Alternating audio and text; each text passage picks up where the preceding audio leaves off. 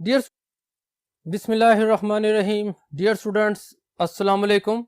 I am Kaisar Mumtaz, your chemistry lab teacher. Dear students, आज KMNO4 titration से relevant एक new experiment के साथ हाजिर हुआ हूँ. डियर स्टूडेंट्स, आज हम KMNO4 टाइट्रेशन में एक इम्प्योर KMNO4 के सैंपल का सोल्यूशन यूज़ करेंगे और इस इम्प्योर KMNO4 के सोल्यूशन में हमने परसेंटेज ऑफ मैंगनीज को कैलकुलेट करना है.